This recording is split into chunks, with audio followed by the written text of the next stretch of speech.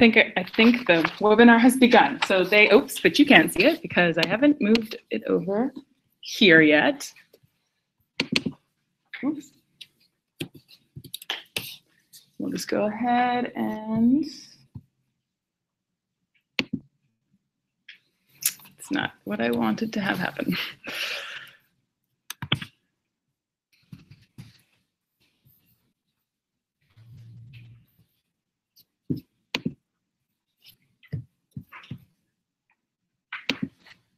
That's what I wanted to happen. Okay, welcome.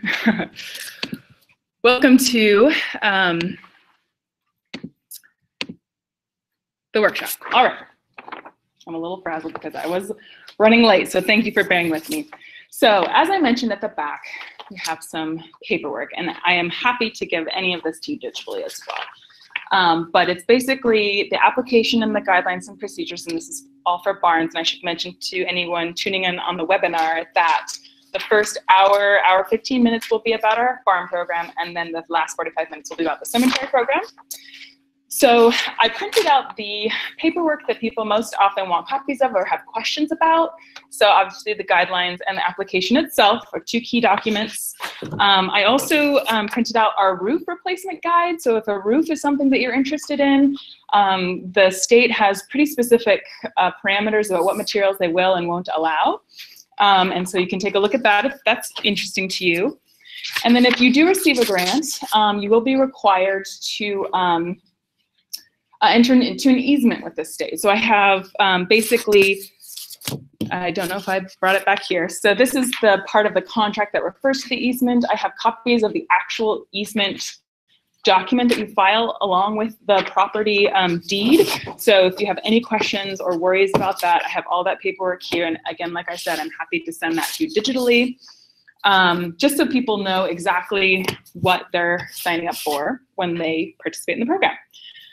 So, as I mentioned, my name is Jennifer, and I work with a group called the Washington Trust for Historic Preservation. It's a bit of a mouthful, it's a long name, but basically we're a nonprofit, statewide group that works with historic buildings and on historic preservation.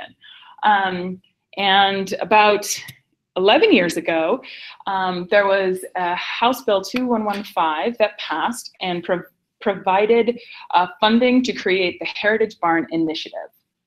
And what that did was these three things down here. So I want to first say that the Heritage Barn Initiative is a program of the Department of Archaeology and Historic Preservation, which is another statewide agency within the state. And that is a governmental agency. We're a nonprofit, but they contract with us to run their program because it's an efficient way for their department to operate. So, and it also benefits us because preserving historic resources furthers our mission and helps us get out across the state, and we get to meet a bunch of wonderful people. And so it's a really nice symbiotic relationship that the department owns the program and they have full control over it, and then they contract out with us to operate a bunch of the pieces of it. So as I was mentioning, the House bill created these three things. First, the Heritage Barn Register. And this is a little bit how I'll structure the presentation. First, I'll talk about the register, then we'll talk about the grants, which is the second piece that the program created, and then third, a committee to review the grant applications and give the awards. So as staff, I don't participate as a deciding member. I administratively help organize applications, do sort of initial reviews to make sure everyone's got all their pieces submitted, and I'm the person you would submit applications to, but it is the advisory committee set up by the state that actually reviews and decides on the grants. So does anybody here know that their barn is on the Heritage Register? Yeah. Awesome, great. That is more than my last workshop. There were quite a few new folks. So what the register is basically a mechanism by which we wanted to make this process more efficient for barn owners. Barns are a really interesting historic resource because they're very simple buildings. They're working buildings, they're often fairly plain buildings made of plain materials, and a lot of the local, the Washington State Register and the National Register, geared toward more high-style buildings, downtown buildings, you know, very fancy homes of founders of towns. These are what those registered were kind of designed to recognize. And there are certainly some industrial or working buildings that are on those other registers, but we wanted to make this process as simple as possible for barn owners and people who would not be very familiar with this process. So part of the initiative was to create this other register solely for heritage barns. I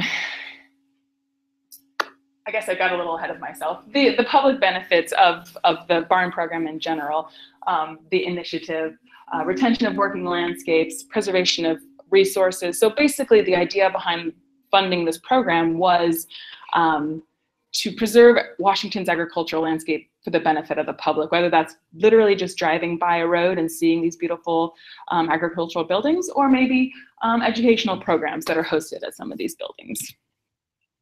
As I mentioned, we partner with the Department of Archaeology and Historic Preservation, and they are the keeper of the register.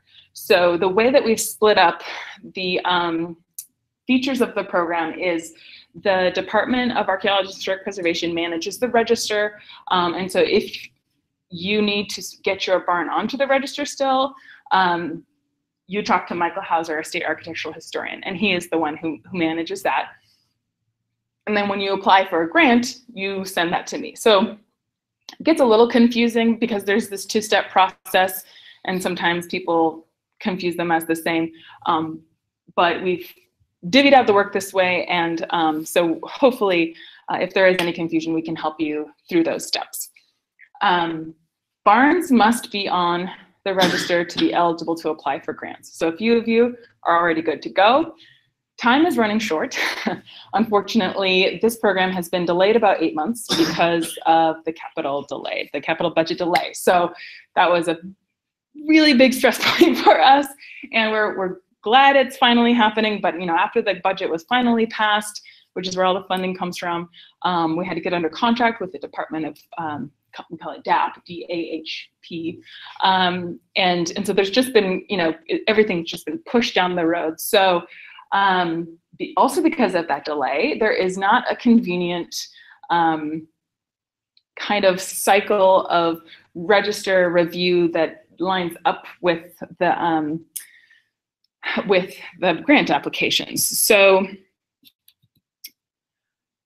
as far as getting on the register, right now we're allowing people to basically submit their register nomination at the same time as their grant application, because the next technically the next register review isn't until June 1st, which is after the grant deadline. But in order to do that, you do need to talk to Michael Hauser and send him a couple of pictures just to make sure your barn is eligible to be on the register. And because I don't want a bunch of people spending a lot of time filling out all this paperwork only to find out that they're not eligible. So several of you are already on the register, you're good to go. For anyone who's not, Michael is the person to talk to. I also can email you that form. It's very barn specific, which is part of the reason we created this special register. It asks basically about the physical features of your barn, a little bit about the history, if you know any, and then any of the outbuildings as well, and asks for photos and kind of a site map. And it's fairly simple, although it does take a little bit of time. As far as heritage barn is defined, and I'm sorry this sentence cuts off, but basically any large agricultural outbuilding, working agricultural outbuilding. So in addition to technically a barn, the program covers milk houses, sheds, silos, and other buildings associated to working farm life. So the strongest applications do include a major large agricultural building as the focal point, and if there are other smaller outbuildings that are part of the grant application, those tend to be most competitive if they're kind of secondary or supporting projects to the main barn rehabilitation. Typically they're barns. We have had a couple of like horse barns, corrals, a couple of other large agricultural applications, but mainly it is your typical barn in a variety of styles. So the way that, and this is going along, this is talking about the register now, is how to get on the register. So typically in the field of historic preservation, there are two key elements that determine your eligibility for a register. And if anybody has any questions, please feel free to interrupt. I want this to be more conversational if possible. First is historic significance, and the second is integrity. So first, historic significance, which is basically made up, can be defined through the history of the place, something interesting or significant happened there, or the physical features. The design is an interesting or unique design, and it's significant because of that. So in general, historic preservation works around this concept in all of our registers. We have local registers and national registers and all these things. And for the barns, it's a little bit of a different approach. So we still base it on these two major factors, but we kind of broaden it a little bit more. So basically, by virtue of being a heritage barn in Washington, that relates you to the history of agriculture in Washington state. And so we've kind of broadened these terms, but in order to be eligible, you also have to have integrity, which essentially means there's still historic material there. So basically, define the essential physical features that must be present. This is how we determine integrity.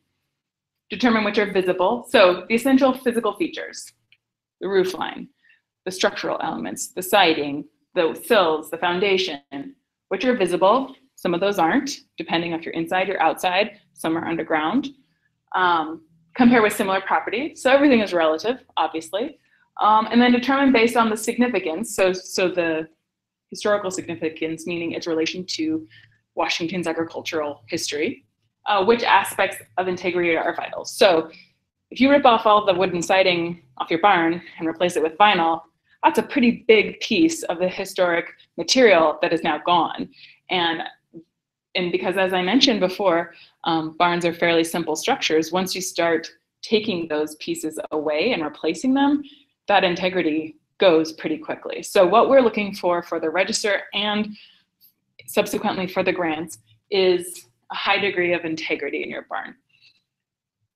Condition is not actually a factor, so you don't have to be in good condition to have integrity. This barn's not in great condition, but it has a lot of integrity because I'm pretty sure every single piece of wood in there is original. So that one certainly needs some work. Changes over time can also become significant. So the national threshold is about 50 years. That's kind of the average, and that is the threshold for the Heritage Barn Register. But if you have a large farmstead that underwent multiple, large changes, and there was perhaps an addition or some more outbuildings added in the 40s and 50s later on that are now also over 50 years old, those can also be significant. It's not just the 1910s, the 1920 barns that are eligible and significant. So working within that national standard of 50 years, we want to try to preserve kind of all phases of agricultural buildings in Washington. Yes. Two questions. Yeah, please.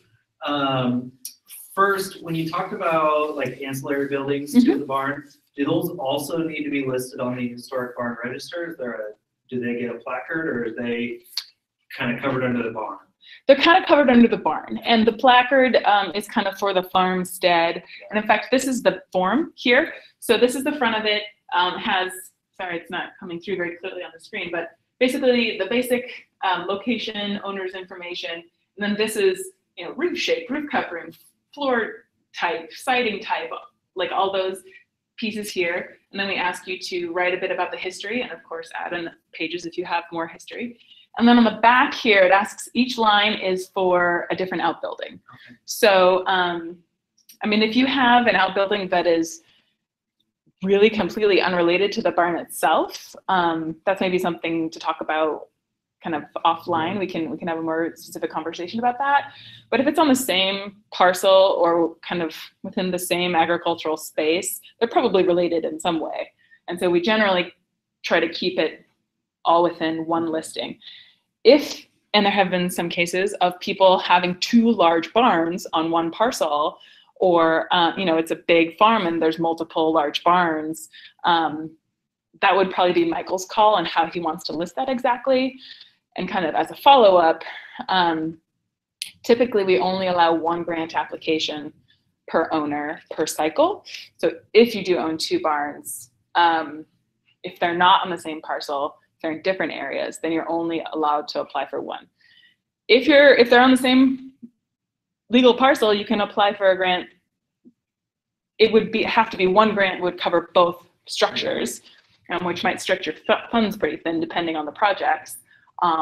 But again, if any of those kind of more specific situations apply, I'm happy to talk to anyone about that. Did you have a second question? Second question on integrity. So we re-sided the barn, but we tried to use as close to original materials, rough cut lumber, bit, to make it as historic as possible. Is that a contributing factor with that integrity, or does it need to be original structure, original wood for that consideration? Great question. So it doesn't necessarily have to be the exact material to be eligible.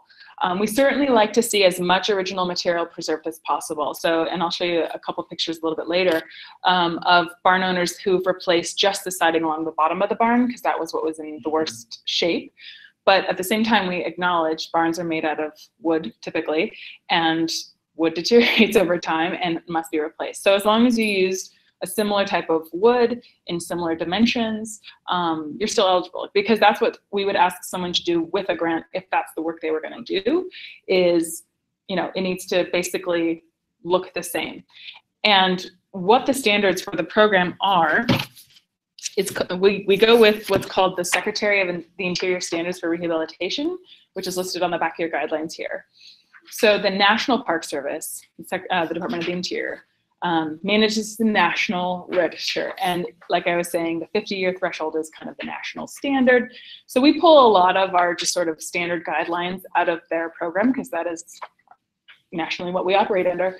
And so they have a couple of different types of, they have rehabilitation, reconstruction, and a couple of different project types. And the one we go with is rehabilitation. So on here, it basically says just that. Please repair if possible, keep the original material, but we understand sometimes things need to be replaced. And if you do, please make it look as similar to the original as possible. I have a question about the interior. Yeah.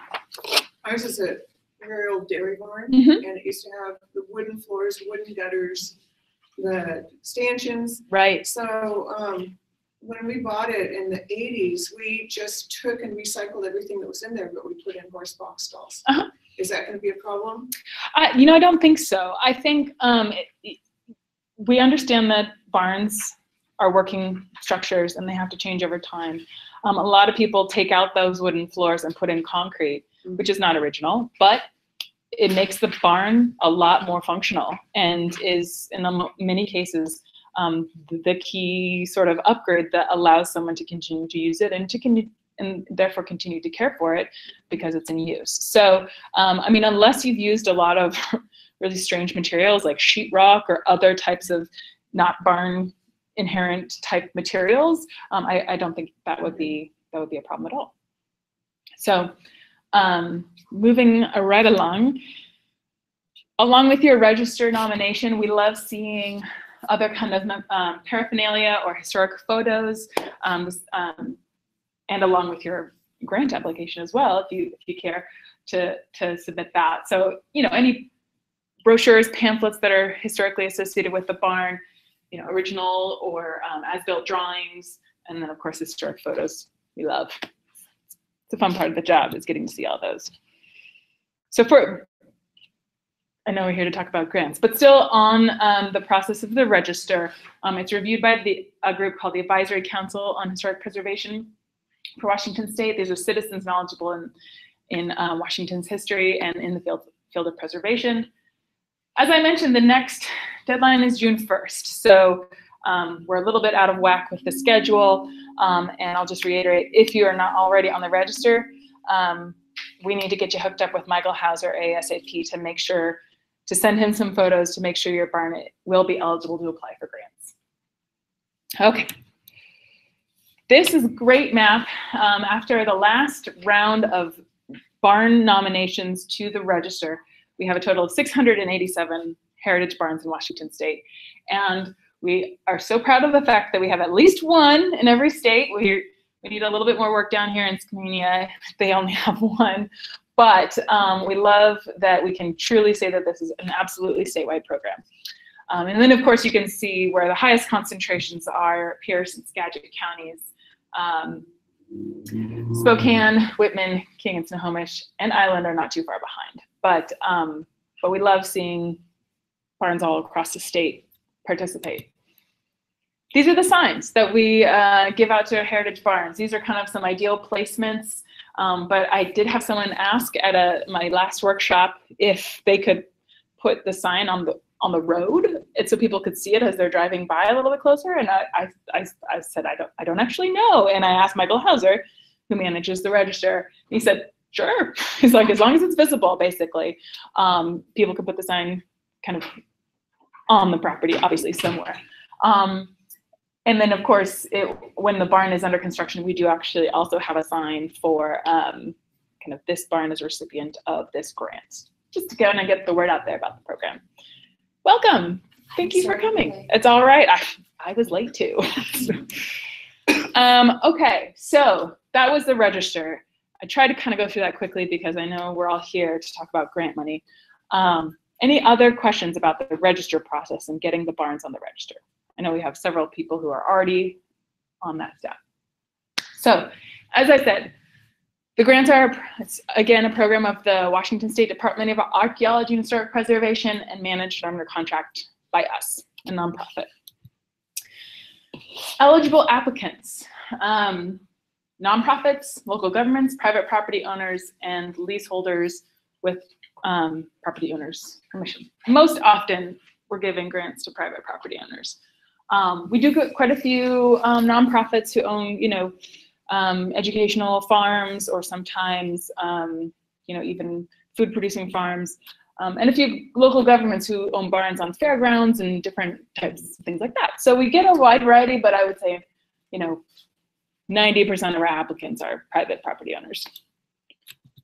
And often we will get, it's not quite leaseholders, but we'll get within a family, a couple of different generations still working on the farm, and the property will be owned by the parents, but the applicants will be their children. And so, which is also kind of cool to see, because you see the family investment in the property.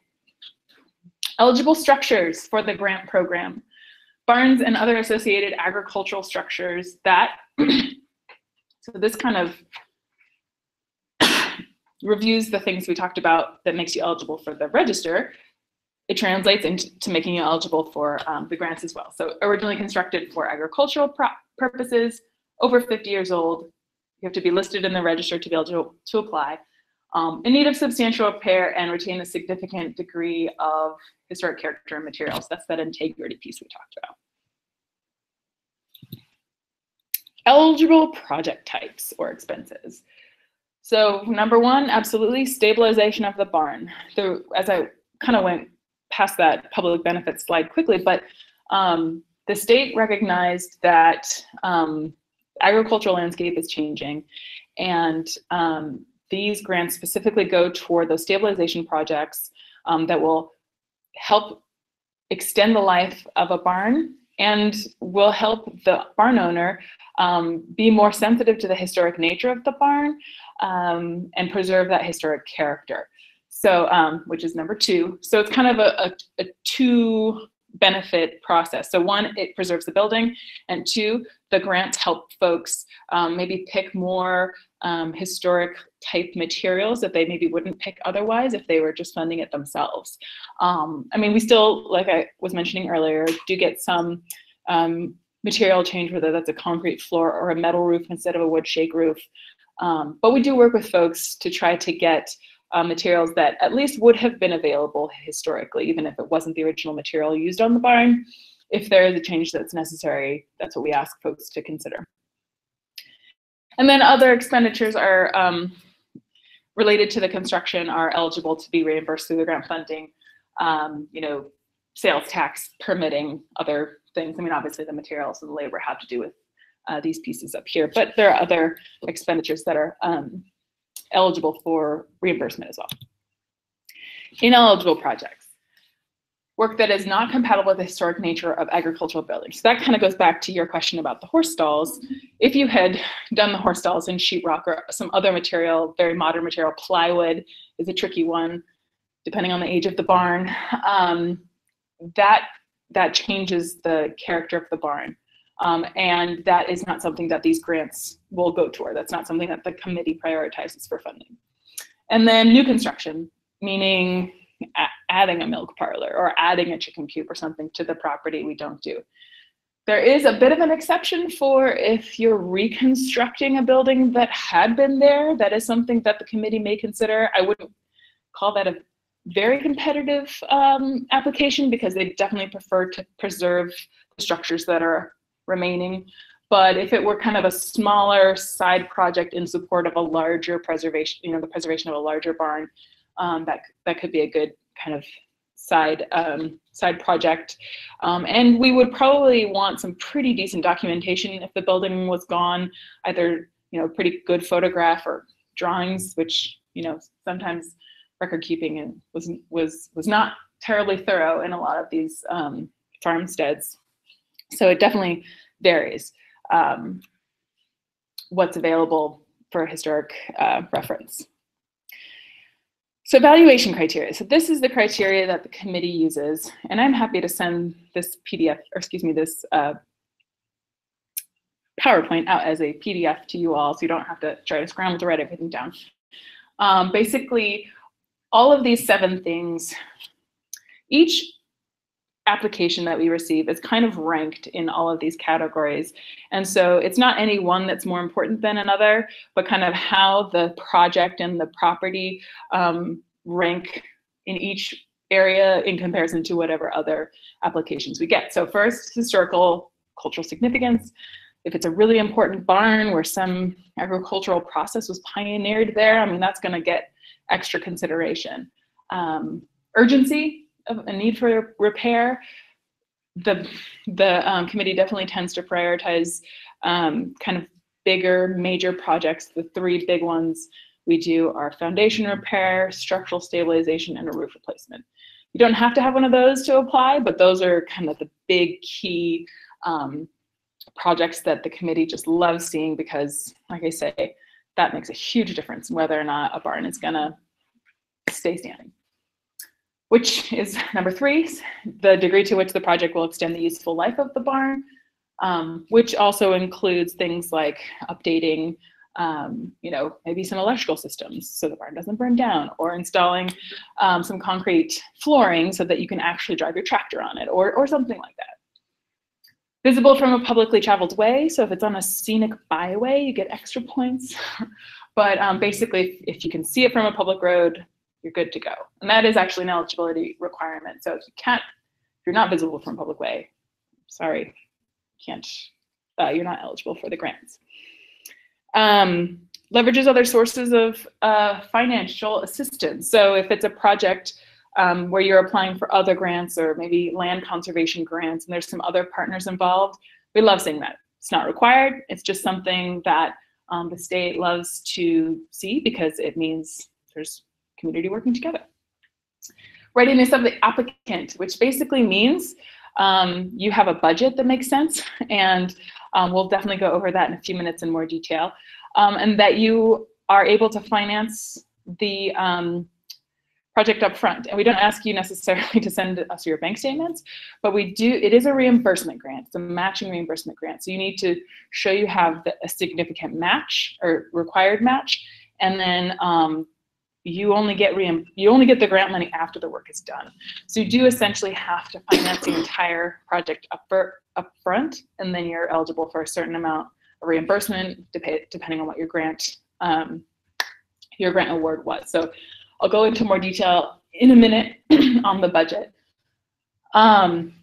Geographic distribution. So we do try, as we're reviewing the grant applications to make sure we have a little bit of representation all over the state, east, west, north, south, peninsula, you know, Central Valley, all of those places. So that's just something that as a statewide department, the Department of Archaeology and Historic Preservation really likes to see equitable distribution.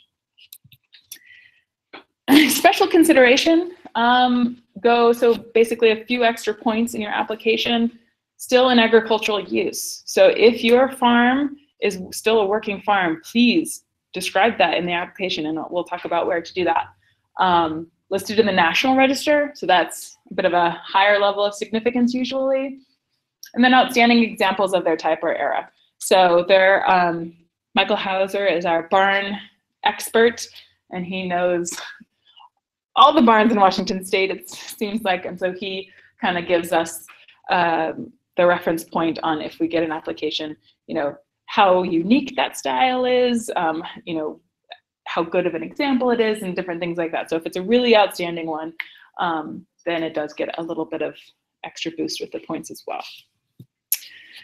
All right, so quickly I want to kind of walk through a few of the pages of the barn application. I'll just go quickly on this one because it's just basic property information, so about the barn or farmstead, the owner and the applicant information. Maybe you're the owner, then you also don't need to fill out this. It's only if it's different. But like I said, if it's the parents and the children are applying, we definitely want to know who the folks are who are actually doing the project. But of course, we need the owner's consent as well. On the front here, we ask for a short project summary, just like a one-liner. Replace the leaking roof of the barn with you know, metal roofing and rehabilitating the windows, something like that. So that's a couple of different pieces, short sentence. And then putting the budget numbers, which again, I'll show you, we're gonna go into the budget in a minute, on the front. So this page is the one that the committee sees. And as we're kind of going through all of the applications, it's the one that, you know, they'll refer to as we're kind of going back and forth most often. So we just kind of have all the summary information on the first page. Second page, status of the property. Hopefully you all check Heritage Barn Register. That's unless you check National. If you're already on the National Register, you don't also have to be on the Barn Register. Building description here, original use, current use. So this is where you want to say, if you are still in agricultural use, definitely write that down here. If the barn is in such bad shape that you are not currently using it and you're trying to leverage this grant for a project that will help bring that barn back into agricultural use, please mention that here. And it helps if you can say, you know, you have a working landscape and you are raising cows or whatnot. You just can't use the barn right now because you're afraid it might fall over. So if that is the case, definitely mention that you have working agricultural land. And then this is a place I want to focus on for just a second. We have created this basically matrix for you to go through each element of the barn. So foundation, roof, rafters, sills, posts, siding, windows, doors, outbuildings, other.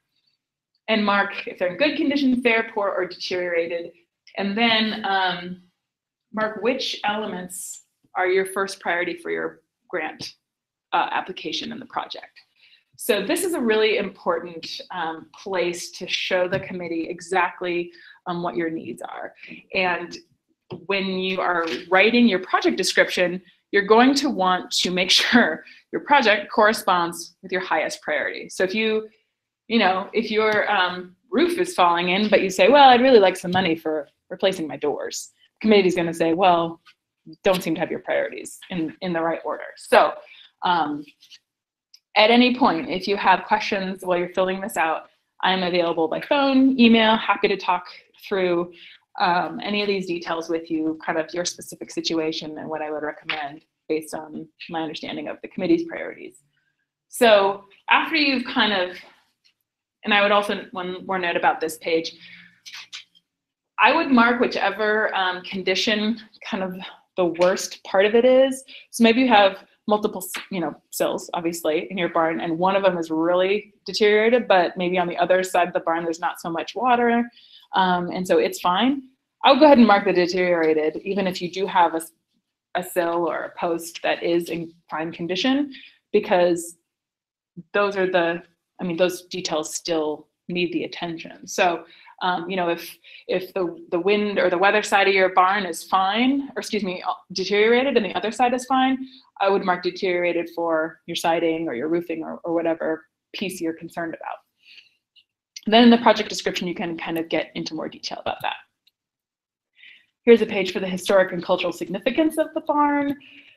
And then these are the two proposed, this is the project description. So we're doing it a little bit differently this year. I don't know if anybody has looked at the materials from previous years. So basically what we're asking you to do is divide your grant project proposal up into discrete work elements. Because barns are fairly simple structures generally, that's typically how it's gone the last few years. We've just sort of broken it up that way. And it also allows us in our contract, or excuse me, the contract you have with the state, to kind of put those discrete elements broken out a little bit and then show how much money is going to be dedicated to each of those. Just so there is a plan in place for the project, so it's not just like, well, you have a vague idea of what the project's going to be and a vague idea of the amount of money. We want it to be pretty planned out. So write the work element that you want to complete, and then a description of it. So in the description here, an example I've listed is structural stabilization. So that can have multiple components, whether that's replacing, you know, posts, beams, rafters, maybe there's literally some like shifting of the structure that needs to happen. So I would call that structural stabilization, and then go into a description of the methods you plan to use, the materials you plan to use. It's important to be detailed because that's what's going to sway the committee on whether or not they support your project.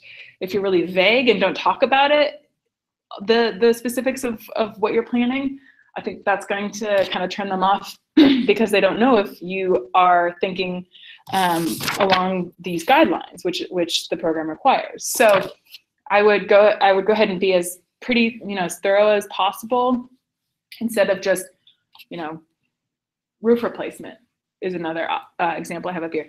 We're going to replace the roof. Like, well, how are you going to do that? What material are you going to use? And what about, you know, the sheathing underneath? And, you know, what's the condition of the roof now? This is the chance to go ahead and describe what's going on with your roof, what you want to change it to, why you're making that decision. If you don't want to do shingles like originally was there, why? Why are you making that change? Explain that to the committee so they know kind of what your thought process is. So you don't have to have 6 work elements. We just have that space because often people will apply for grants for multi-components. So if that's structural stabilization, also roof replacement, also doors and windows, also drainage, you know, there are all these components, and it's easier for us if we kind of break those out into little pieces and see where you plan for the money to go, which is in the budget sheet. So what I have, this is also a brand new page for this year. We'll see how it goes. So list each of those work elements that you described in the project section. Here you'll list the bid, the estimated cost, how much in grant funds you want to cover each expense, then how much cash matching or in-kind matching you are putting toward each work element. So I have a few filled out examples of this. So we'll come back to that in a second. The next section, again, list those same work elements. Doesn't have to be 6, just as many as you have. The timeline, that when you would like to start and end, and then funds committed. So and then this section asks kind of about your financial situation. So you have cash on hand, or you have a line of credit from the bank, or you have enough to show your matching. Excuse me, that's really what we're looking for in this section. Experience and qualification. If you're hiring someone like a contractor or a structural person, we do ask you as an attachment to include kind of their credentials working with historic buildings. This is really for your experience with projects as sort of the project manager, And this is especially important if you plan to do your own work. So if you are kind of just handy with tools and have worked on a lot of, repair projects and you're taking it on yourself, tell us why you have that qualification. And some questions about financial need, and what you would do if you got a partial grant. So the other benefit of breaking things down into work elements is if your application kind of lands in the middle of the pack, so there's a bunch above you that are for sure being funded, there's some below you that kind of just didn't make the cut. The committee definitely prefers to fund whole projects because they love seeing kind of A to Z, the whole thing renovated. And some people only ask for a roof replacement or, one piece, one thing. They're not all comprehensive rehabilitations. But if you have a project that kind of lands in the middle, they might start kind of divvying out the remaining money between a couple of different projects. So if you have listed out, which components are your first priority, and then how much each money is going toward, they may choose to only fund the roof replacement and not the drainage project. So here it asks, how would you proceed? Would you accept that money? Would you not accept that money? Would you try to do the other work later? Would you try to apply for a grant, another grant later? Kind of what's your thought moving forward, depending on how it all shakes out? Yeah. May I have your attention, please? Will the owner of a blue Plymouth Voyager come to the front desk? Their lights are left on. A blue Plymouth Voyager, the lights have been left on. Sound familiar to anyone? No. Okay. Yeah. So we have a roof project, and if we didn't get a grant, we have to do it anyway to save the barn. Yeah. So could we apply later and retroactively get a grant for that? No. No. So the funding, because it comes from the state legislative budget, or the capital budget rather, from the legislature, money has to be spent within that biennium. Okay. So because we were so delayed, we have a little bit more kind of space on the front end of the program, unfortunately. So any expenditures made after July 1st of 2017 of last year can count toward the match. And then anything from now till June 30th of 2019 can count either toward match or toward directly reimbursable expenses through the grant money itself. And I'll talk a little bit about the match in a second. And everything needs to be finished by that date as well. So unfortunately, if you were to apply for a grant in the next biennium, it would be in that next set of years, and it couldn't be retroactive. If you did it now, it wouldn't, unfortunately, carry over. Good question, though. But we would have until 2019 to do it.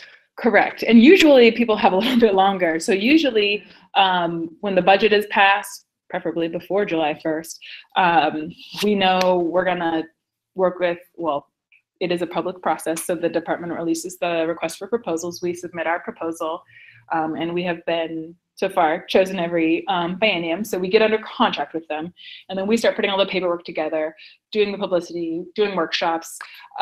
Usually the grant applications are due kind of mid to late October of that first half of the year of the biennium. We try to get the grant notifications out by Christmas. We like to kind of say, Merry Christmas, you have a grant. And then we try to get everybody under contract by January or February, and that way people have an entire summer and then the first half of the next year as well. So this year we're working on a super truncated timeline. We basically we're gonna miss the whole summer because by the time we get the grants announced, I mean, maybe a few folks with smaller projects could get it done in July or August or September. But unfortunately, it's gonna be a tricky cycle this time around. And I will note that if you do not finish your project by the end of the biennium, there have been some cases where we have asked for a reappropriation of those funds into the next biennium if they were already, slated to go toward a certain project. And every time we've asked for that, the legislature has done that. But we tell people we don't want you to rely on that because we don't know biennium to biennium what the decisions are going to be. So it has always been an okay sort of backup plan in the past, but I don't want anyone to rely on that and then end up not getting their reimbursement for the money they've already spent on their barns that they were counting on being paid back some of. So we'll have to see if how many requests we get for extensions this time around, just because the schedule's so out of whack. I am guessing there will probably be more, and hopefully the legislature will understand that that things out of barn owners' control were working against them, and that those funds will be extended if necessary. But again, I don't want you to have to rely on that. And then just some questions about public benefit, public access. So we do require barns that receive grants to be open at least one day a year. And that doesn't have to be just open free for all. It could be, a tour, an educational opportunity. It's not, it can be a scheduled thing that you hold some sort of event. It's not necessarily that you have to do this every year. It's more that you're open to at least one day a year. If, say, our board was in the area and we wanted to do a tour of your barn, most people are really excited to show off their great work and their beautiful barns. And so usually that's not a problem. But we do ask at least one day a year that you be willing to be open to public access. Any additional information that you didn't feel fit anywhere else, we've got a section for that. And then attachments, almost through the paperwork. Then we can talk about budgets. So we do ask you to include any bids, contractors, any if you're doing some work yourself, any kind of materials estimation, all of anything that help you put your numbers together, send us a copy of that. One-page summary of experience. So we find that a lot of contractors who have never worked with historic buildings kind of get quotes out of left field and they just don't have the experience. And sometimes those quotes end up being super, super high. Sometimes those projects are complicated if you've got curved roofs and you're doing shingles and different things like that. But we really do prefer contractors who have experience with historic buildings. And so we do ask you to give us a bit of a summary of that. And then we ask for images. Number 3 is a document with image captions, which is really helpful and important. And then 4 and 5 and 6 talk about the types of images we ask for. So, yeah. I had a barn that I applied last year and they denied the application. There was a roof and then we had to do something. Yeah. And so I had done about a little over half the barn Okay. on my own. I just got through doing it. There's no way I can get paid for that. Unfortunately not, unless you did the work after July 1st of last year. Yep. It was, okay, so as long as you have properly documented that, you can actually list that in your budget as match. So because you have to be under contract first with the state before you can get like direct reimbursement funds through the grant. So as I'll show you on the filled out example budgets, you can list that as, I assume you paid a contractor to do it. So, and that amount can be your cash match. And that can be listed as money you've already spent on the barn since July 1 of 2017. So that's great. That means that's just more grant money you can kind of be matched for and apply for. Yeah. Is there a matching funds requirement? There is. So that is actually my next slide, and we will go into good detail about that. But I do want to note quickly, we're running short on time. Is anybody here for cemeteries? You are, okay. So we do want to get to cemeteries.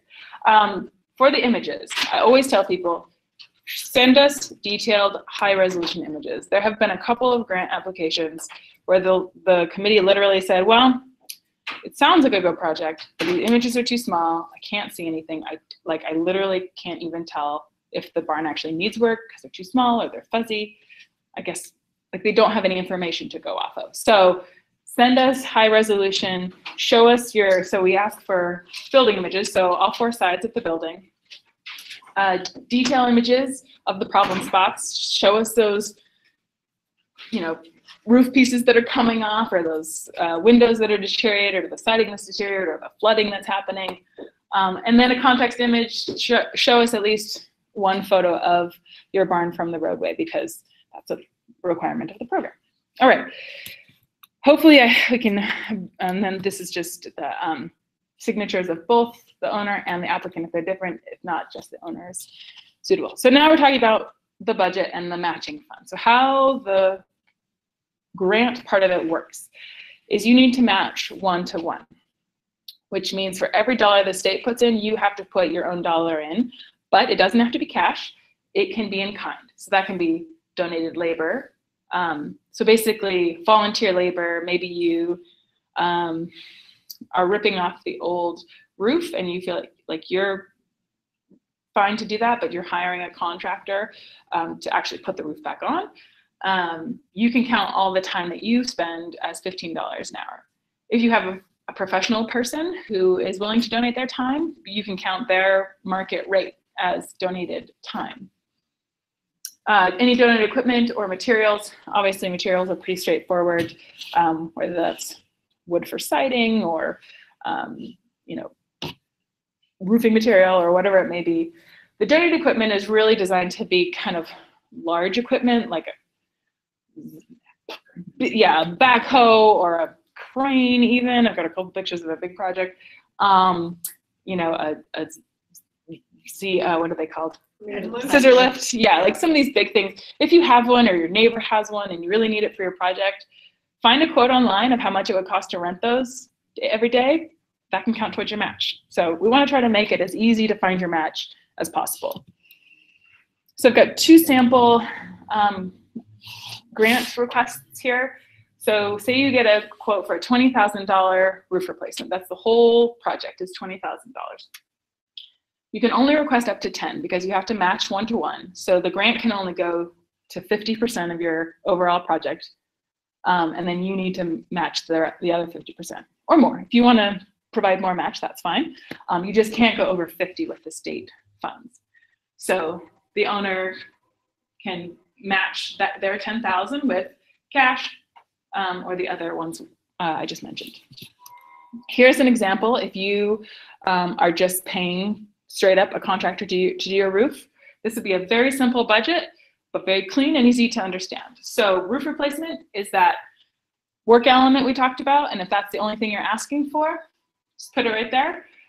This is the estimated cost, the bid.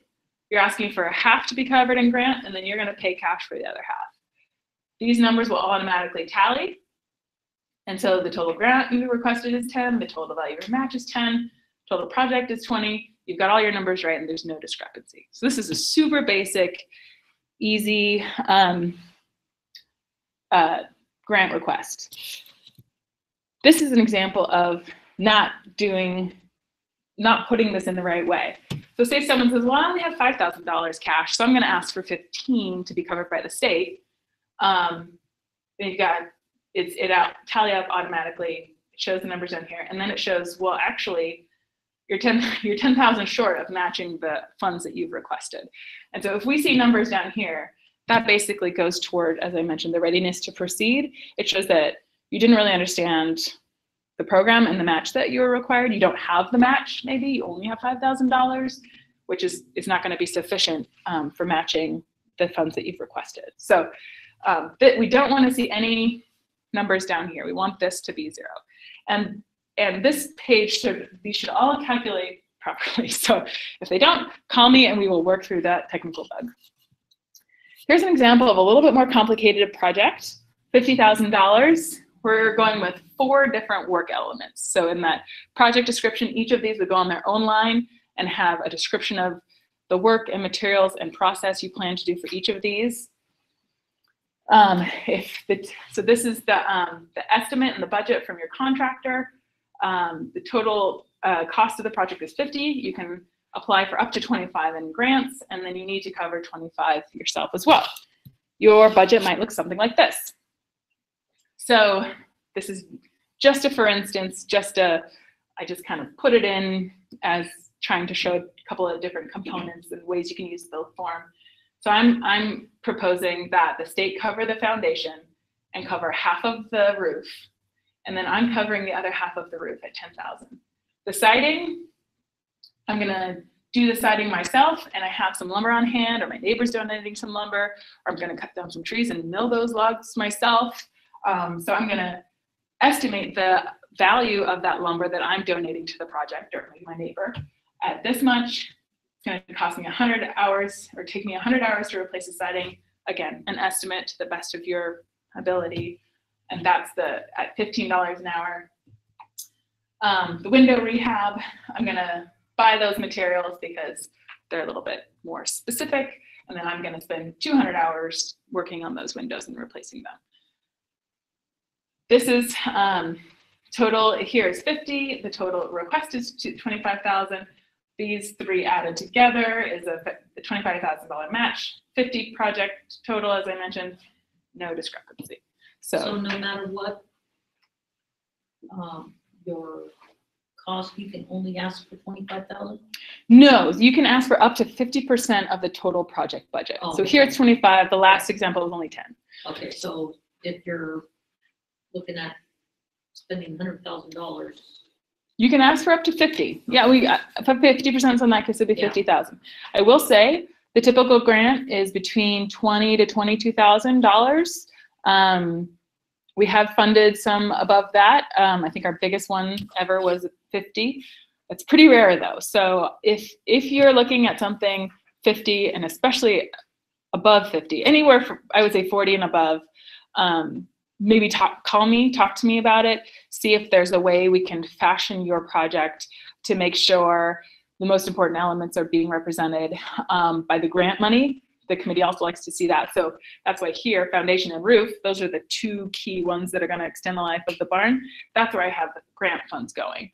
And then these other places, siding, window, also important, definitely, excuse me, makes the barn look better. But our kind of more surface things are the ones that I've put the match toward.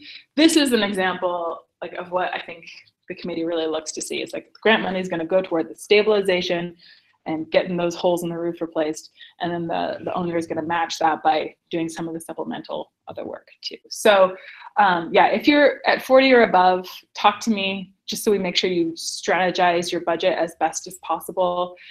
If you have a $150,000 budget, a $200,000 budget, and you're going to ask for 75 or 100,000, that makes your application less competitive. So I would say let's focus on just those important parts and maybe save the others for a later cycle or some other solution. Because if the committee says, well, I don't want to spend $75,000 or $100,000 in one barn, I want to see it spread across the state.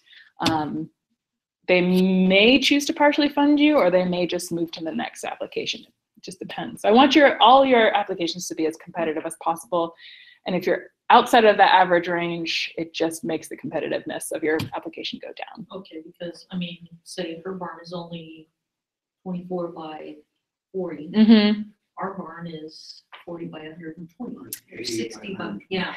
Well, and we do ask for the dimensions of your barn. So, and, Yeah. and of course the pictures will show that as well. And the committee is savvy. So they understand if it's a huge barn, that's going to be a more expensive project than Right. a small cattle barn or whatever. So definitely if it's, the committee will understand that. So still let's talk about kind of how you structure it. But you know, big barns, our committee loves big barns. So yeah. Could you talk about the easement and what that entails? Sure. We are running a little bit short on time, so but I will give you a brief rundown now, and of course the paperwork's in the back. So basically the easement says, and that's actually a really good thing to talk about, for any grants under $20,000 of the grant money, so this number here, it's a 5-year easement. Anything between 20 and 50, it's a 10-year easement. Anything over 50 is a 15-year easement. As I said, I don't know if that $50,000 grant was the 15 or the 10, but anyway, that's basic breakdown. And basically what it says is you're not going to tear the barn down or make any major changes that will be incompatible with the historic nature of the barn. So basically you won't do anything that wouldn't fit within the guidelines anyway. So if you do need to do some more work, or say you're doing the roof this year and you want to do some drainage next year, or fix the windows next year or next biennium, all we do is ask that you talk with us about those decisions and make sure everything's compatible with the historic nature of the barn.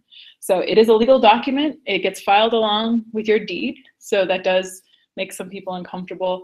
But as I said, I brought some of the copies of the paperwork so you can literally read through it and hopefully answer any questions. Does this allow other people to come on the property? No, so it does not make your property public in that way. As I did mention before, we do request that you do have at least one day of public access, but that would be something scheduled. So it's not like anyone can just walk onto your property at any time and say, well, you got a grant, I can come on here if I want. It would be something where, you know, our board is on a tour, or we know someone who's, you know, interested in looking at a barn project or something, and we would coordinate with you, talk to you about a day that would work, and ask you to make your barn available for some visitors. So it doesn't make your property public. It's the easement has more to do with changes that you make to the barn and other structures itself. It's a great question. Okay, so if you get a $20,000 grant, Mhm. you're only locked into that for 5 years. Is that what you're saying? Yeah, I can't After remember. 5 years, you can't tell us what we can and can't do to it? Correct. I mean, what if we sell the property? That just is, the agreement goes with the place. It does. It's with the deed, so it would be a factor of the sale. If someone wanted to tear that barn down, You just tear it down for 5 years. until the easement ended. So yeah, I mean, it's not a perfect system, but Doesn't protect it too long. yeah, and it's kind of a balance because we understand this is people's private property, but you know, the state's investing this money. The idea is that the barn will stay standing, hopefully another 100 years, if possible. Right. So, I mean, and in the application, I kind of breezed through some of the other sections, but it does ask, what's your long-term plan for preserving this barn? So if you say, well, I don't really know, or, you know, We want to fix this so we can sell the property. right, I want to sell it, or I'm just trying to fix it up to sell it. I mean, those are like less compelling things for the committee to see.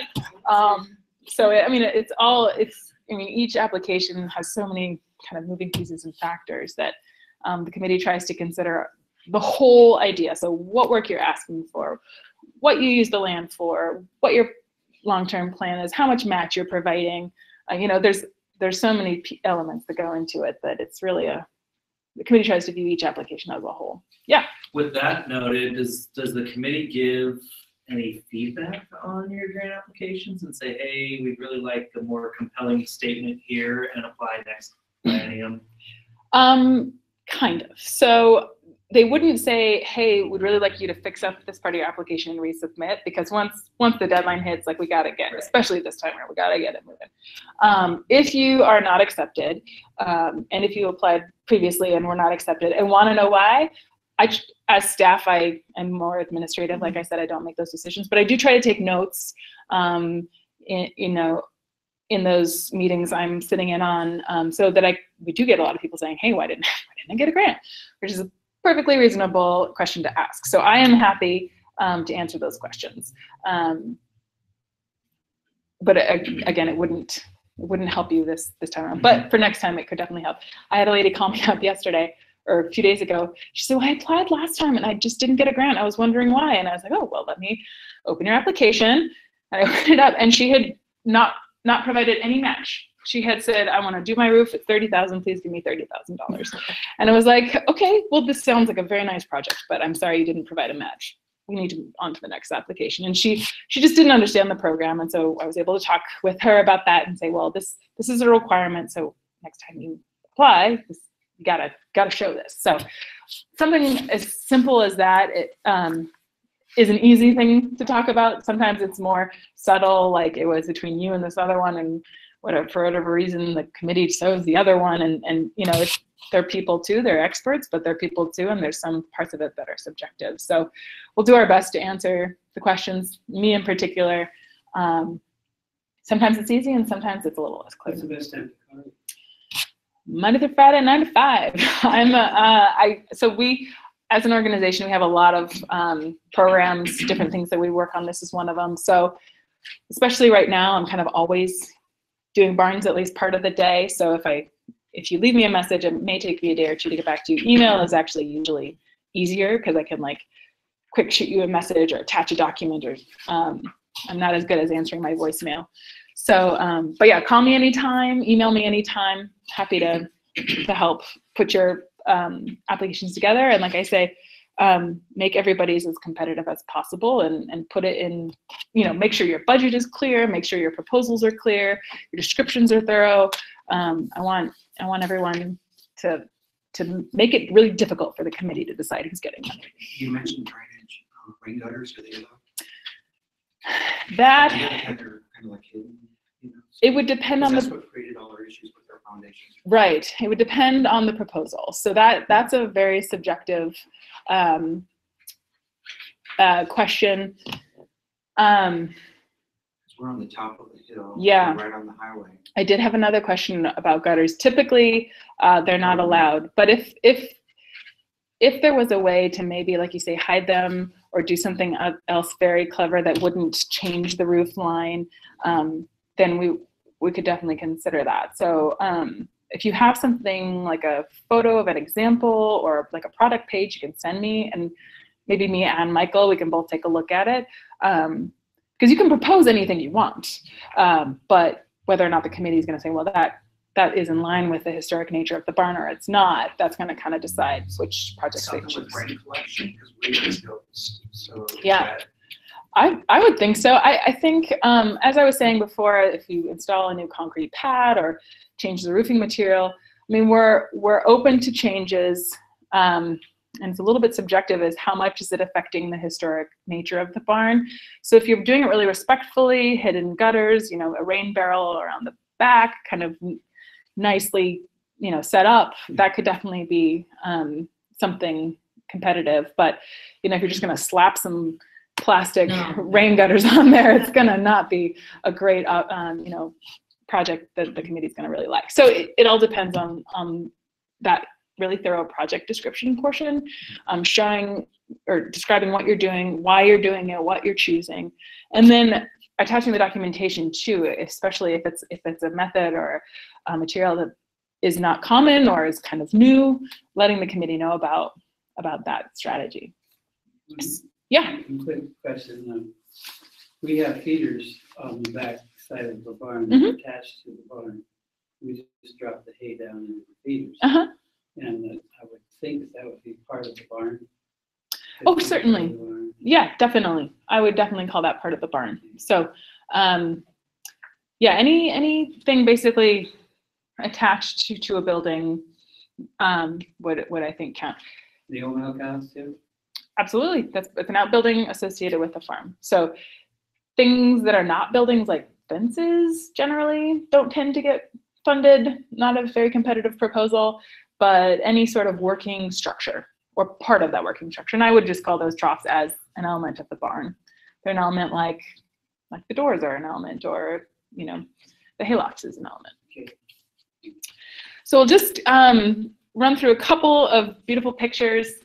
Here was a great roof replacement up at the Brett Farm in Island County.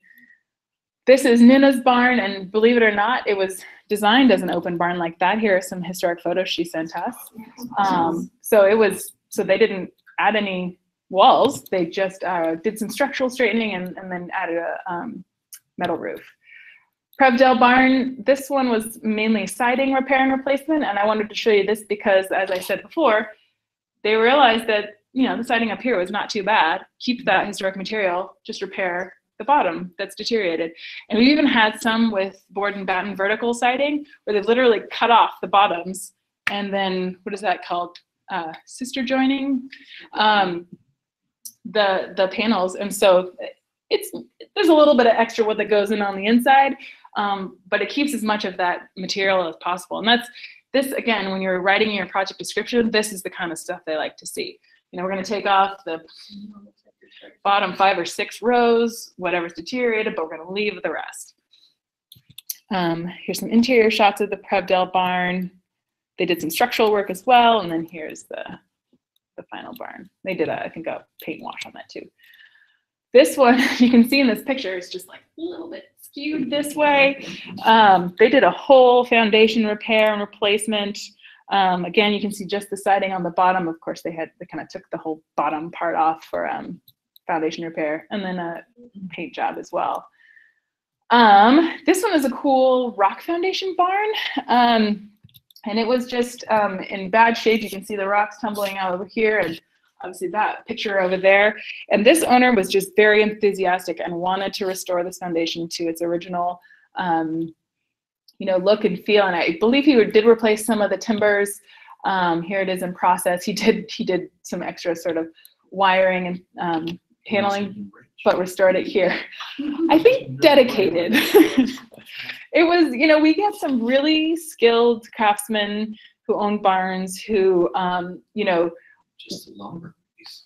well, and in a lot of cases where it's a person who with skills, they just ask for the material and then they do all the work themselves. Something, I don't know the specifics of this one off the top of my head, but that does happen fairly often. So here it is repaired. Pretty cool. This one, was roof repair and a kind of siding repair and painting. This is the Heidenreich Dairy out in Whitman County. This is basically the barn and our logo. So it just, this is like poster child of beautiful agricultural structure. This one, so this is my last project. Between the time that they applied for their grant and got awarded, the barn fell in. And so we were kind of like, well, darn, I guess that project's over. And they said, well, we have a friend with a crane. So this is the crane I was mentioning before. So they literally got the crane. I mean, their match was like in a day. They had like their match, because the cranes are $10,000 to rent a day or whatever it is. So this is a labor of love, but they attached the, crane to the ridge pole here. And most of the wood actually survived. It kind of, all the elements kind of fell and then it would kind of snapped back into place when they lifted it up. They had to have it lifted for a while and then shore up the whole structure, kind of redesign it because, obviously it was having some problems. And then replace the roof as well. I mean, it's like night and day. You wouldn't even tell that was the same barn. That's a huge project. That's a big one, and it was even bigger than, the owners thought it was going to be when they started. So this is kind of the one where we're like, you know what, anything's possible. So What was the cost on that? The total cost? I'd have to go back and look. With that collapse, it definitely changed the budget. I would be happy to follow up with you. I'd have to look back in the documents, so I don't remember. I should know since it's my little poster child. I should be able to cite all the specifics. But anyway. We did do a few questions already. If there are any last ones, I'm happy to answer. This is my contact info. I have some business cards in the back. My contact info is all over all the documents. As I said, please contact me for any help. There are some signups in the back. I did one for barns and one for cemeteries. If you've already been getting emails about it, you probably don't need to sign up. But if you want to make sure you are on the list, I'm happy to check. And then I'm happy to email this presentation out to you all so you can refer back to it. And again, of course, happy to talk to anybody. So any last minute questions before we move on to cemeteries? So you were talking about contractors who build all of these barns. Do you have specific ones that maybe you may recommend to? Technically, we do not recommend as a nonprofit, but we do have a list of folks who have experience with barns or have worked on other projects. So I'm happy to send that link out to you as well. So if you want to get your this as a PDF or that list of contractors, go ahead and put your name on the sheet, even if you've already signed up, just so I know who is requesting that. And I will happily send this out as a PDF and that list. We don't necessarily advertise it, but for when people ask, we have a list that can at least get you started. Yeah, and we do. Yeah, so and I didn't mention this specifically, but I'll say it now that we do ask you to have a contractor's bid, submitted with your application. So the committee kind of has a working point to because we obviously can't get out there and inspect every barn ourselves, and not all of us, we're all historians and preservationists. We're not contractors. So just having one professional opinion, at least, if you decide to change your contractor later, that's fine. As long as the money goes toward the element and the work gets done, we just need at least a starting point. I know time is short. If you absolutely cannot find a contractor who will give you a bid, talk to me. We'll work through it. We'll get something put together so you can submit your application.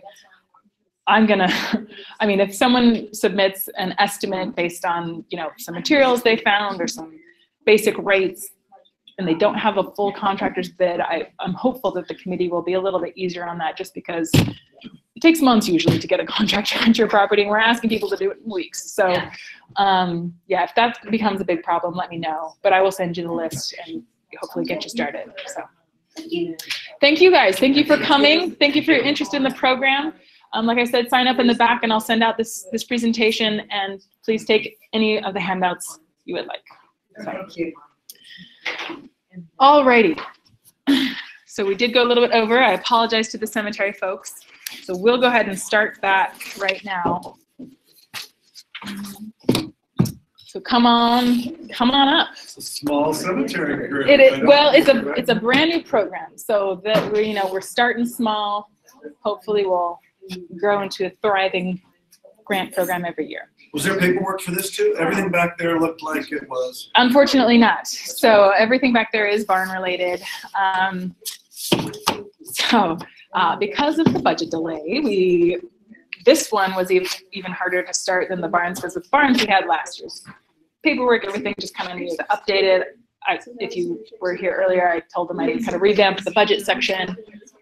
It'll be roughly similar as far as types of information that we ask. There'll be some specific cemeteries questions, you know. Folks, I am going to ask if you wouldn't mind taking your conversations outside. Sorry, we're gonna start the cemetery. Sorry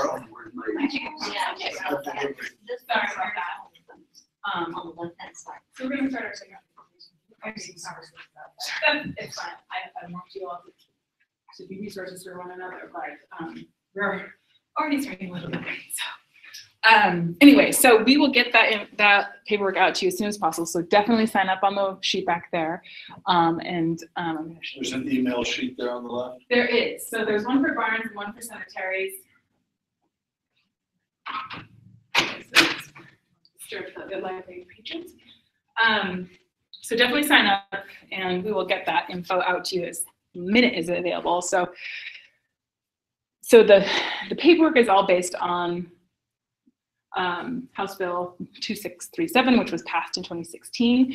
So basically, the legislature has written this law, and it is up to us, along with our partner, the Washington State Department of Archaeology and Historic Preservation, to come up with paperwork and procedures that reflect the language in the bill and the priorities presented to the bill. So it's kind of got to go back and forth between multiple parties, us, the department, making sure that it kind of covers all of the things that it should cover. And being a brand new program, we're having conversations of, well, what types of projects should we prioritize? What do you define a cemetery as? You know, all these questions of, like, when it comes right down to it, you gotta draw the line somewhere. So we're working on getting those lines drawn. We're working on getting that paperwork done up as quickly as possible, but it is a bit of a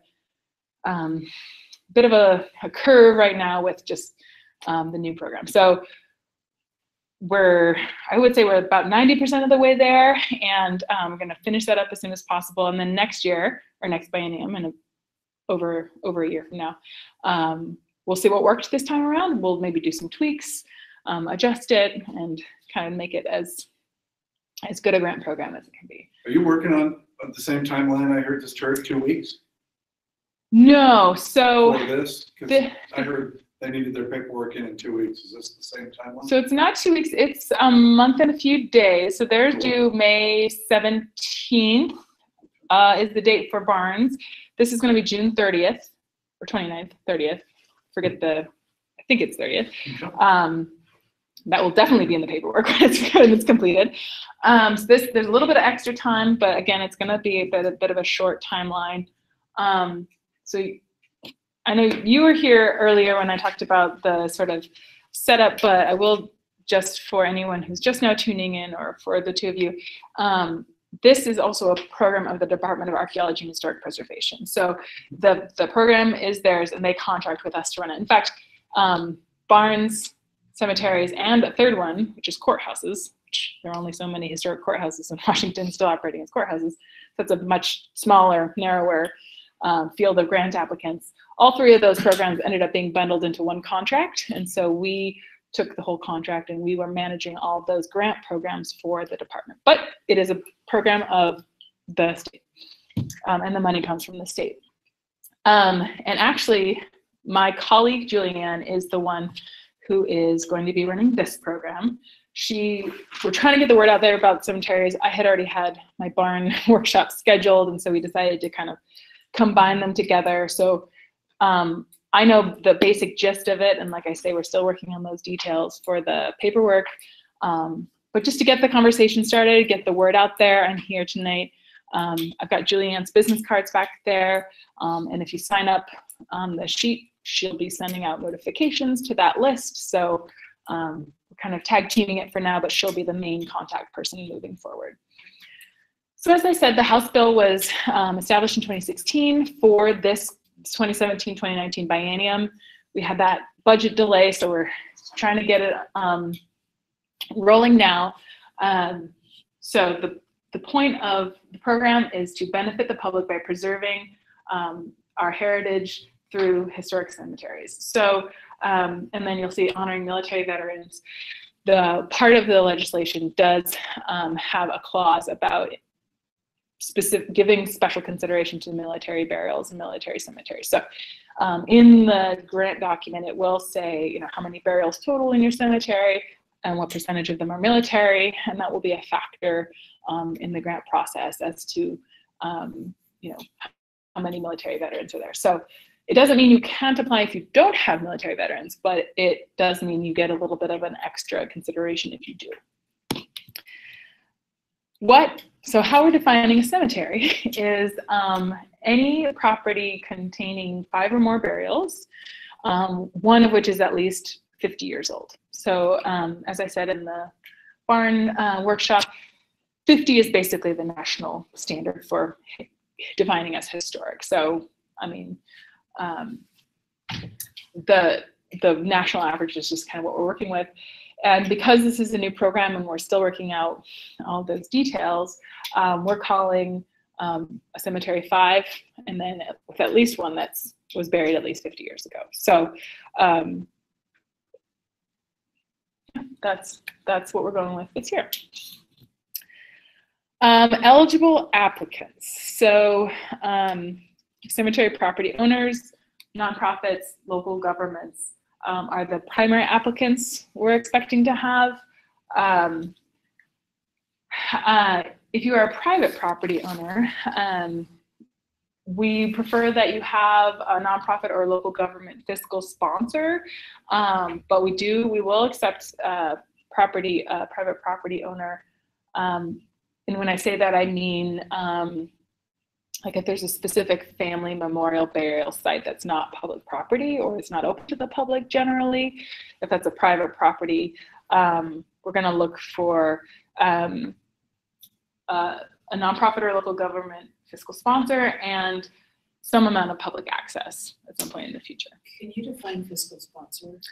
So basically what that means is that you have a partnership and agreement with sort of a reputable organization or local government who's willing to act as, it's not like a banking relationship, but it's basically as a financial partner for you, so that you're not just some person out there on your own, that you've got like this kind of financial partnership, so that if for some reason you are unable to complete the project, there is another source of financial support there. That, I mean, of course, that's between you and your fiscal sponsor of like, what are the terms of that agreement?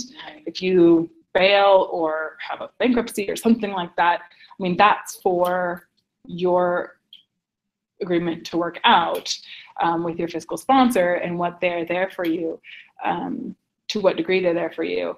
And then that shows us, like if you have a fiscal sponsor and come up with some agreement with a nonprofit organization or a local government, that gives us reassurance that you have, the financial backing that you need.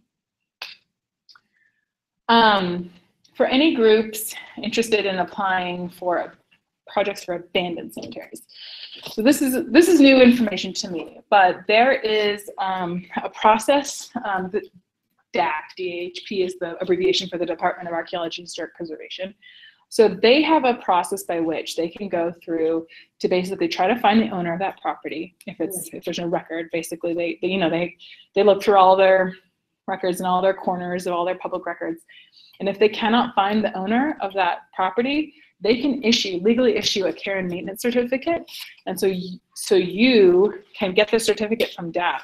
Doesn't mean you own the property, there's no deed involved, right. But you have legal authority to be on that property and to maintain it and to do this grant project. So if that's a situation anyone finds themselves in, that would be a process to go through with DAP. And I would recommend kind of starting that ASAP. Because as part of the application, we will ask that you show either owner consent or site control. So this would be a way of getting site control if you absolutely positively cannot find the owner. If it's truly an abandoned property, there's no record of an owner, then this is a legal way that they can arrange for care of that property. So who's the contact person for that? His name is Guy at DAP, and I'm forgetting his last name. Let me write that down. And since you have all provided your emails, I will send that info out to you.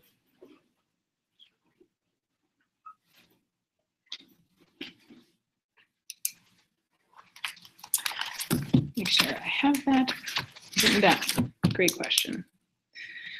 And sorry, this is a bit of a. No, this is answering. All new. Didn't think I'd be sitting here tonight. Yep, it's new for us too. So who at DAP is doing the care and maintenance certificates?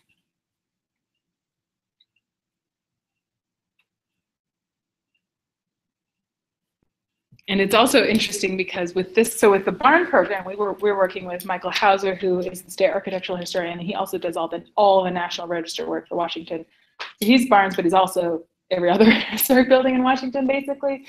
With this, we're actually working more with the archaeology department. Right. So some of the other folks who do below ground stuff. And so it's actually new stuff at the state for me, people I don't often work with. So that's why I'm remembering his name off the top of my head. I know you want to get on with your presentation. Oh, sure. No. But this is exactly why I'm here. Great. Because of a piece of property where my great-grandfather was buried, along with some other people. Right. And it's private property. It was taken over by some druggies. And it's just sitting there. Yeah. And I don't know what to do at this point. And that's why I'm here. Yes. Perfect. Well, I'm so glad you're here. Similar situation, only our cemetery is surrounded by private property. It's deeded as a cemetery. Burials go back to the 1800s. Wow. They're documented as pioneering the area, and the cemetery itself sits within their documented original homestead. Wow, that's site. Amazing. So this is kind of a tricky, it's a tricky. It is, and cemeteries in and of themselves are tricky to deal with as well. Just, there's a lot of people that have interest often in the sites. So I will talk to Julianne about that, and we'll see. So also cemetery surrounded by private land. There is a county road that runs, that can be accessed. So to the property there is a road. Yes. Okay. So there's neighbors, and then you can get to the county road through their property. You drive by their property to get to the county road to get to the cemetery. Okay.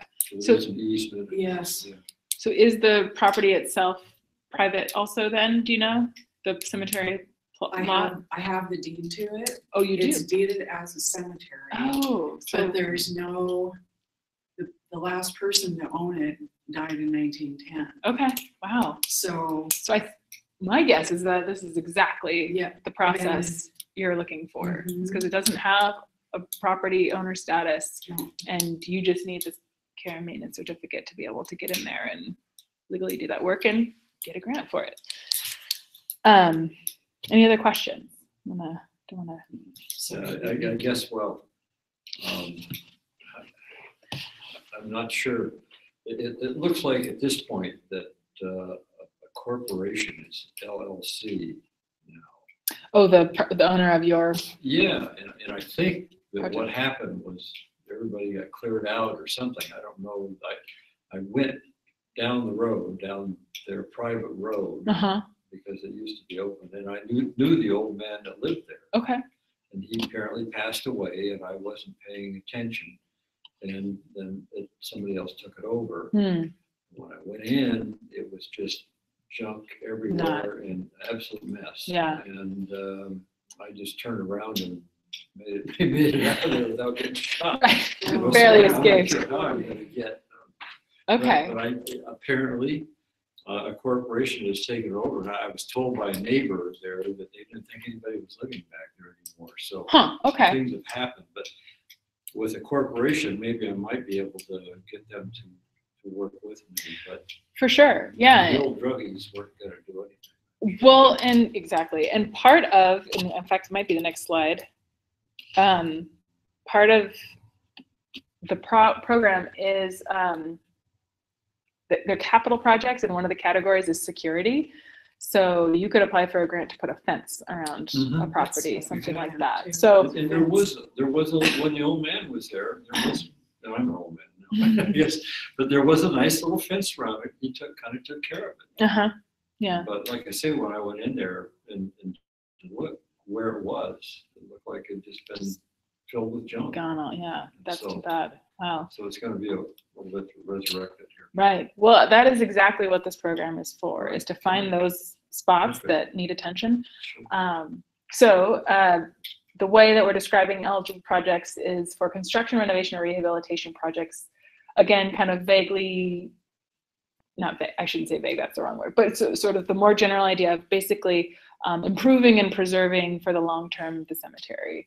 And functions and visitation to the cemetery. So on the next slide, so the guidelines are the projects must be considered capital projects. So that means that the grants are not designed to support kind of everyday maintenance, like paying someone to mow the lawn or things like that. It is designed to purchase that lawnmower if you don't have one for the cemetery. That would be like a capital improvement, but not for kind of the everyday maintenance. It's really designed to sort of physically upgrade the property. So we've kind of just, and again, this is working from the legislation, and with our first year here, we're for this year breaking it into 3 categories. These are kind of the details that may need to be finessed in the future cycles, but protection and security, so that's something we mentioned, like gates, maybe cameras, things like that. Restoration and preservation, so that's basically, restoring a monument or writing markers and writing up. Yes, exactly. That's what Things like that. And then interpretation. So, signs that talk about the history or who's buried there or how they're laid out, things for the public to kind of interact with. But again, it's going to have to be the physical pieces of interpretation rather than kind of the research piece of it. So you kind of need to have the research and the knowledge ready. And then this could be money to kind of create something physical for the space that would exactly. So actually in my last workshop I had a lady ask about, they have a cemetery with some Japanese American burials, and what they want to do is put in a Japanese garden as a sort of interpretive element for that culture. And I said, I don't know. And so Julianne and I talked it through, and what we're going to recommend for them is to, in their application, describe why that interpretive element will help people understand the history of those buried there. So again, first time around, I think we'll get all kinds of applications and ideas. So basically, just any sort of creative idea you come up with as far as interpretation is concerned, talk about how that's going to help the public experience or understand that site better. So that's a really, I hadn't even thought about that idea, and that's a really unique one, and I hope they apply, and I think that would be a really cool project to see. Funding is provided on a reimbursement basis only. So that basically means the project has to be financed, and then the work can be reimbursed after. So whether that's a loan or line of credit, doesn't, you know, however you want to arrange your finances, but it's a bit of an insurance policy for the state that the work gets done first, so they're not handing out checks and then having trouble getting that money back and not seeing any work done. So there's no matching funds requirement for this. Correct. There is no match. So it is straight up money out to the projects. Wow. So why I'm here. Yeah. Is I've been working with the GW 200 committee here in Centralia. Oh, yeah. And our projects, we have actually a cleanup day scheduled over at the cemetery, but George Washington, founder of Centralia. Right.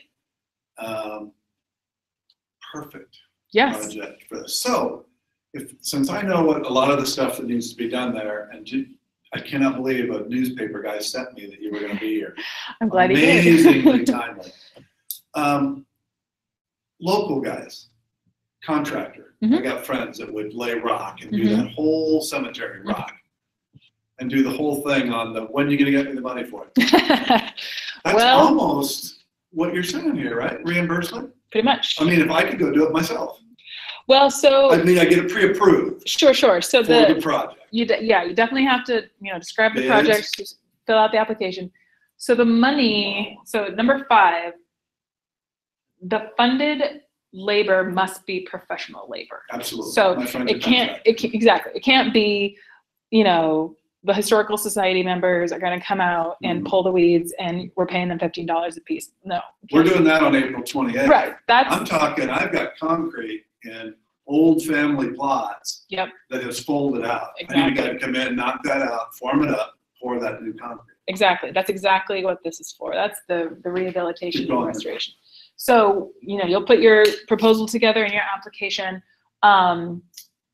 Any labor that's not professional, that's community labor, whether it's this cemetery cleanup day or historical society doing research for the interpretive display, list all of that. There's going to be a section for community involvement and engagement. So list all of that. You can estimate out a number of hours, I guess. It's not going to be defined. If any of you saw the end of the grant presentation, you don't have to calculate any match or hours or money for the match, but talk about other people in the community who are engaged and involved, and that this is, you know, going to be a larger effort than just, you know, one applicant or one person's idea. So that definitely will kind of boost the competitiveness of the grant, showing community-wide engagement and interest. You have funds?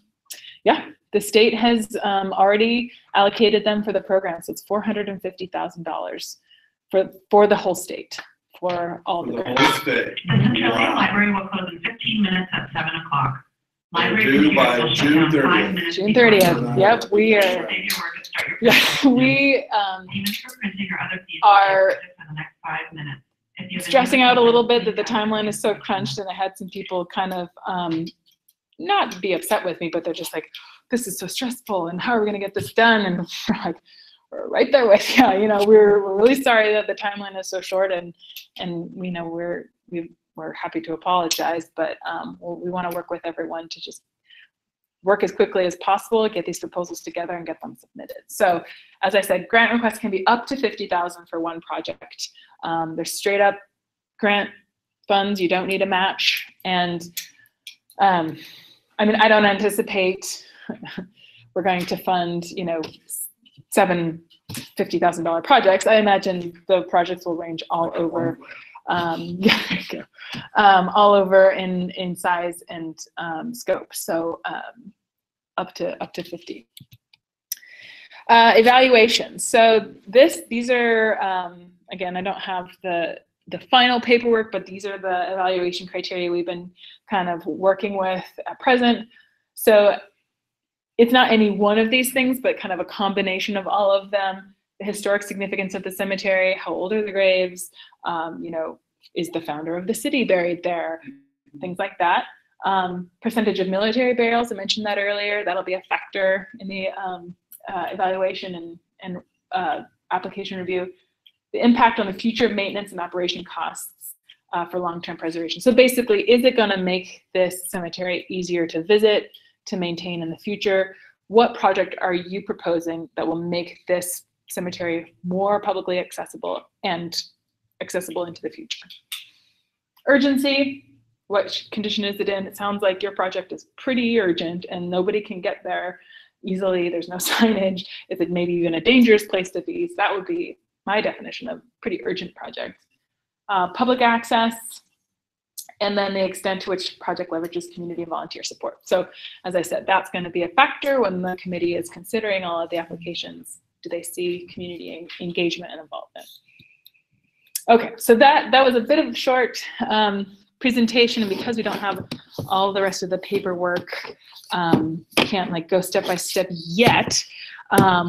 But Julianne, my colleague, is going to be available to kind of help walk people through this once we get that paperwork released, which we're hoping, fingers crossed, first thing next week. So it's still a week away. We'll see if we can get everybody to sign off on it finally and get that distributed as quickly as possible. I saw a spend day on there. It has to be done by, spent by, yep. Was it June of 19? Yeah. So that's the last day of this biennium. So June 30th, 2019. So the project expenditure. So when you are spending money that you plan to have reimbursed, you need to document that properly, you know, make sure you've got receipts and everything. And then all those receipts have to be on or before June 30th to get your, because the money has to pay it more than once, or are you going to pay it in? I think that's negotiable, depending on the size of the project. If it's a $2,000 or $5,000 project, we prefer not to do multiple cycles of paperwork. Here's how I see it happen is I meet with the city guy tomorrow, Emo. They probably already have a list of things they would have liked to have done. Right, right. But I would go out for bid for local guys, because everything we've done with George Washington's thing is cut the city out of it. Right.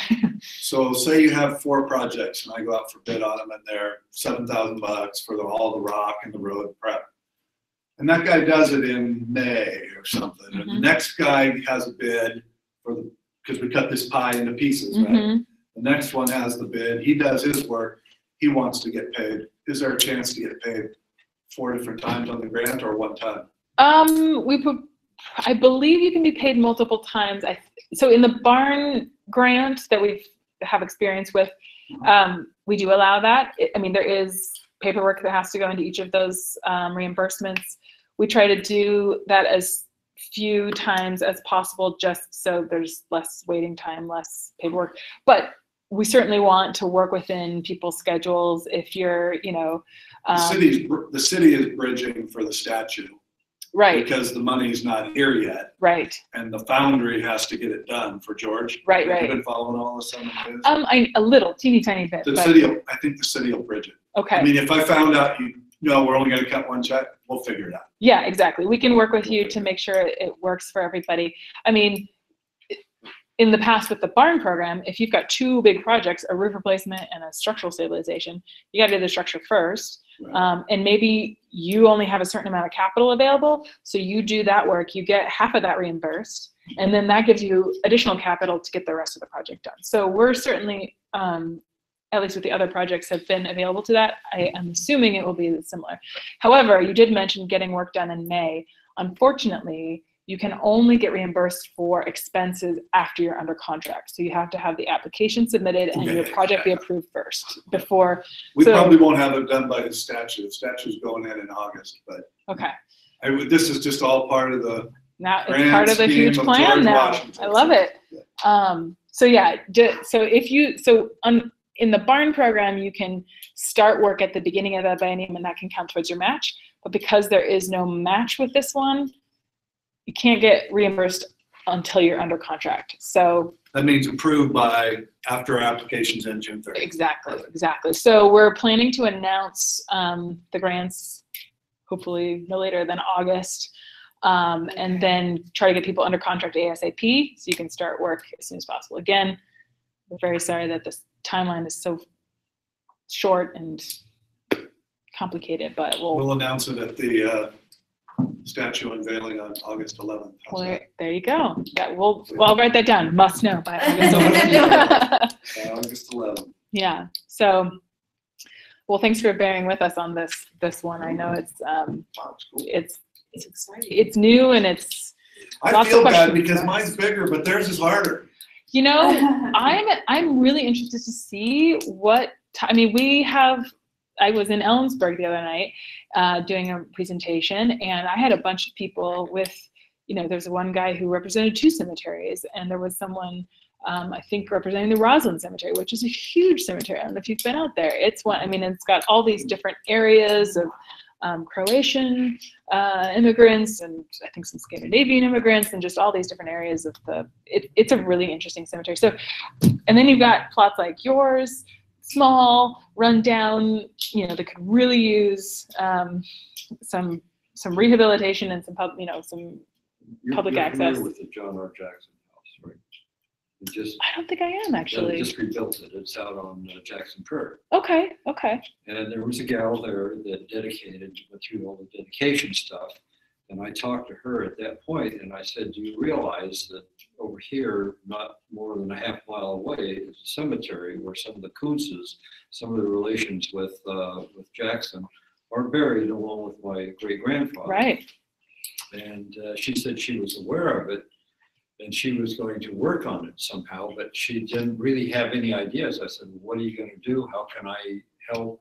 What can I do? So maybe this might be a fiscal sponsor somehow in the county. I made the county aware of it. Great. And in the fund, she's one of the commissioners, was here. And I wish she would have stayed, because the county may have an interest in this as well, and they can cut through some of this stuff. Right. With what's going on with that little piece of property. Yeah, if you have some, government contacts that are interested in kind of helping make some of these projects happen, that can go a long way. The thing that when Jim, I can't remember his last name now, was still alive, he had a nice little fence around it, and I thought, well, how can I approach him and say, I'm willing to buy that piece of property and make a deed or something.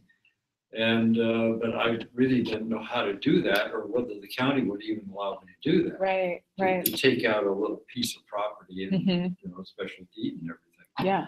So that's kind of so difficult. I mean, there's so many things that come. I've been working on this for 17 years. Yeah. And just trying to track things down. I've been out there and cleaned it up a bunch of times. Yeah. And it's just. Well, the state has recognized the importance of these locations and all the work that all the local folks have been putting in for years, decades, in some cases, to try to, honor these burials and keep these places accessible to the public. So I'm really excited to see this program go forward and see a bit of support out there for the local folks, because without you guys, it wouldn't be happening, because we don't have time to go find cemeteries. We rely on all the local partners. Centralia Library will close in 5 minutes. So we've got 5 minutes. If anybody, oh, it does. Okay, yeah. So we won't get locked in. So we'll get down. So if there are any last minute questions, I'm happy to answer. Of course, Julianne will be available. Yeah. How is that? Is somebody going to sit down with us and do a follow-up, or how are we going to get more information on how?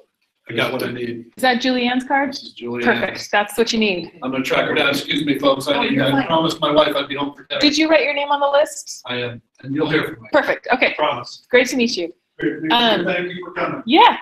So this is one of the trickier, less well-defined points of you know, what is restoration versus maintenance? Right. So, you know, in a natural landscape, you've got things growing, and so exactly. So what count? This is not well defined at the moment, unfortunately. So we are going to try to make that as clear as possible in the application documents.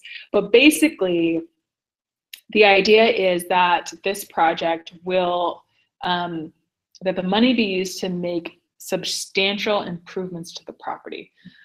So I would define removing 30-foot blackberries as a substantial improvement. This is my interpretation. But that wouldn't be a capital improvement. Not, I would kind of technically define it as property improvement.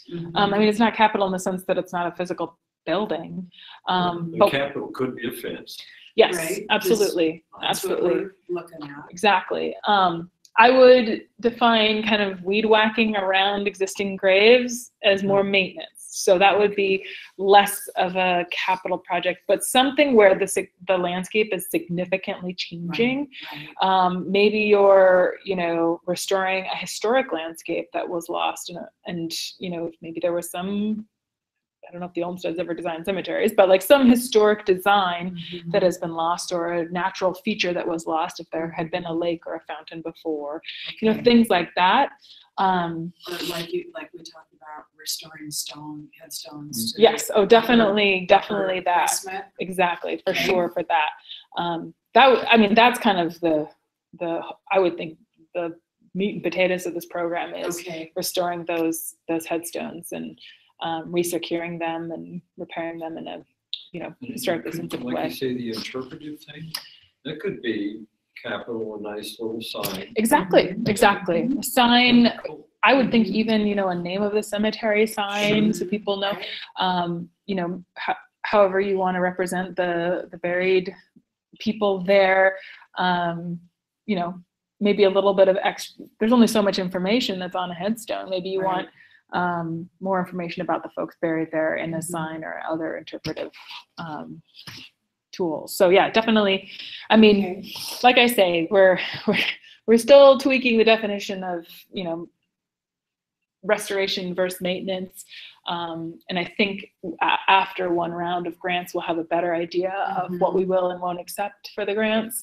But right now, we're kind of trying to cast a wide net to get as many proposals as possible, and just, you know, see what's out there, see what the need is, and kind of and then go from there. So if there's just a way to be able to go back and see what's there, you know, with some security. Exactly. I mean, and, and many people who I've talked to, especially, you know, cemeteries that aren't necessarily recognized, security is a huge issue. I mean, you get, you get people just camping out there, dumping there, you know, all this stuff. And it's just, security is, I mean, that's definitely, I mean, it's its own protection, and security is its own category, because I think the state has recognized that that's an issue, especially for some of these less well-established burial plots. So then how will we get the applications? Will they be emailed to us? Make sure your name is on that list, and then we'll be doing a press release as well out across the state as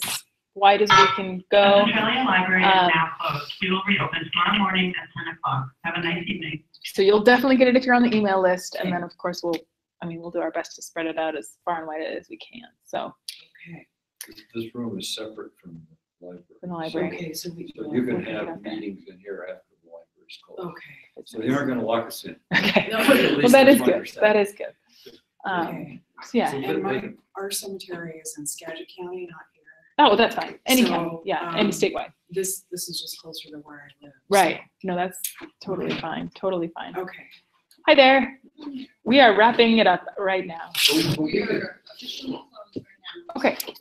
But I thought we could still use this room after you were closed. No, we can't actually. We have Are to you have gonna kick us everybody out. out? We're not even supposed to be here past 7. Oh, okay. That was not my understanding. Okay. Well, we will get a move on. Sorry about that. Thank you. All right, I'll go ahead and shut this guy down. Yeah, it looks like to me this property has been